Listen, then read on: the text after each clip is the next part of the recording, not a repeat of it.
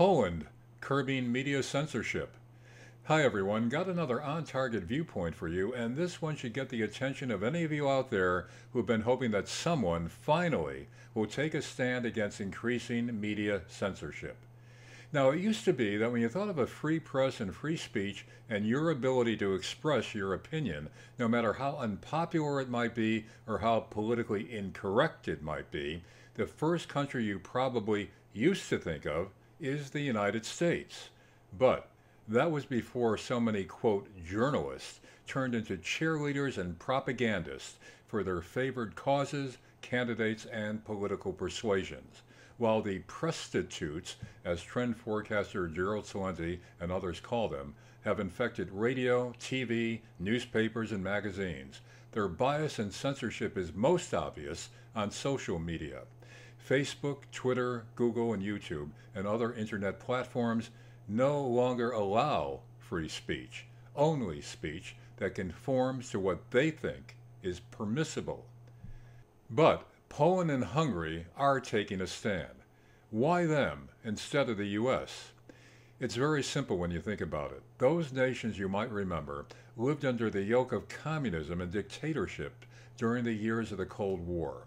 Citizens had to be very careful about what they said, what they read, what they listened to, or even what they wrote. If they did not, severe consequences would follow. Now being free of communist rule, Poland is proposing laws that would impose big fines on tech giants that censor or remove posts for ideological reasons.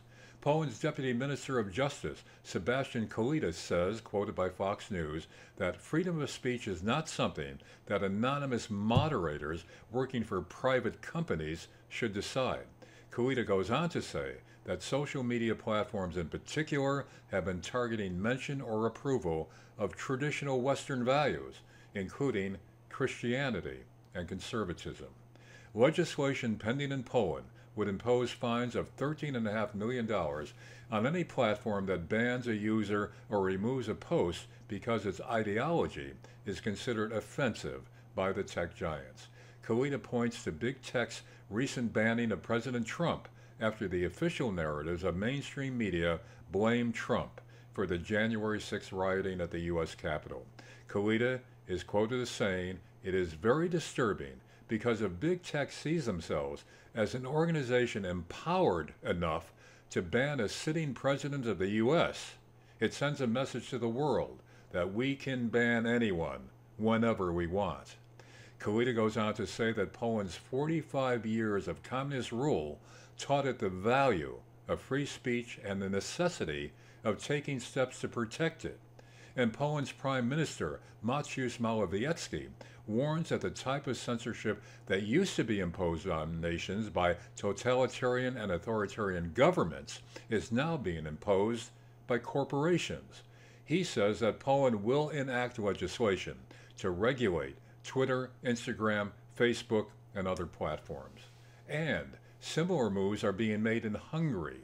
Its Justice Minister, Judith Varga, says that the country's government will not tolerate threats to free speech.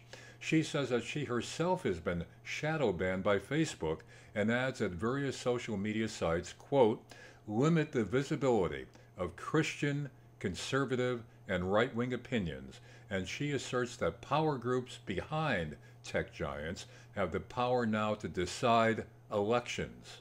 So it seems that two foreign nations where dissenting voices were silenced under communism are now woke enough to recognize the danger of censorship.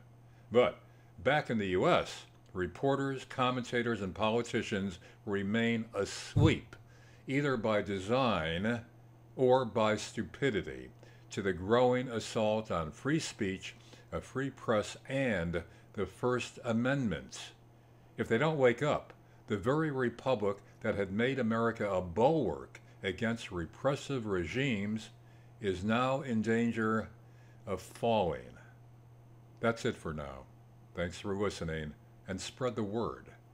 Until next time, stay informed, stay curious, and please stay safe.